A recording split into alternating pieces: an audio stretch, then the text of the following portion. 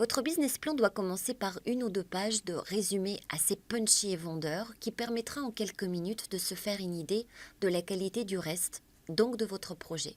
Se faire aimer par le lecteur est indispensable. Que mettre donc dans ces quelques pages? Des petits paragraphes sont de rigueur, 5 à 6 lignes chacun, qui reprennent plus ou moins le plan du business plan en résumant les points forts.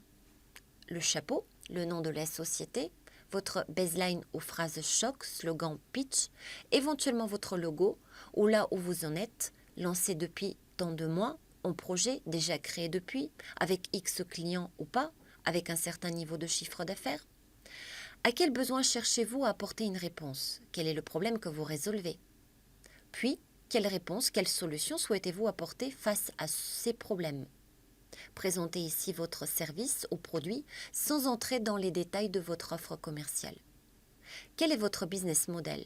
Comment gagnez-vous de l'argent? Est-ce par abonnement, par vente, par la pub? Quelle est la structure de coût? Puis passez sur l'état du marché. Quelles sont les grandes tendances? Quels sont les chiffres les plus intéressants pour comprendre le marché? Et surtout, qui sont les concurrents aux produits de substitution à votre offre? Comment allez-vous vous faire connaître et vendre vos produits? Il est temps de parler ici de votre plan d'action commerciale et de votre plan marketing. Comment êtes-vous?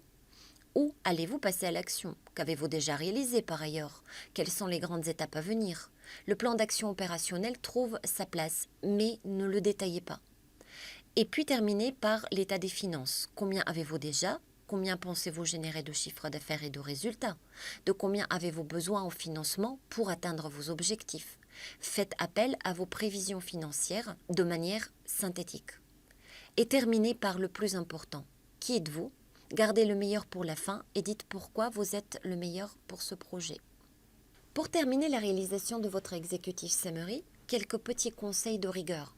Faites relire, relisez, re-relisez, faites re-relire et pensez à relire une dernière fois. On ne travaille après tout jamais assez son executive summary.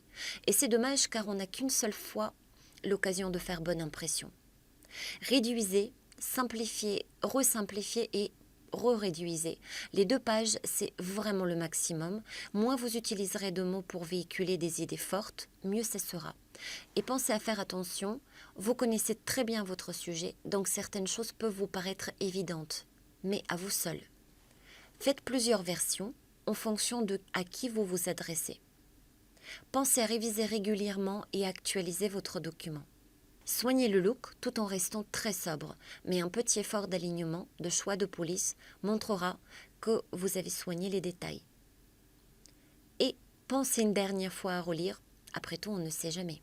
La vraie difficulté pour l'entrepreneur, ce sont bien les premières fois, les premiers clients, les premières victoires. C'est la même chose pour votre business plan. Tâchez d'être très opérationnel et de montrer comment vous allez passer à l'action et rendre une idée entrepreneuriale de la réalité beaucoup plus concrète.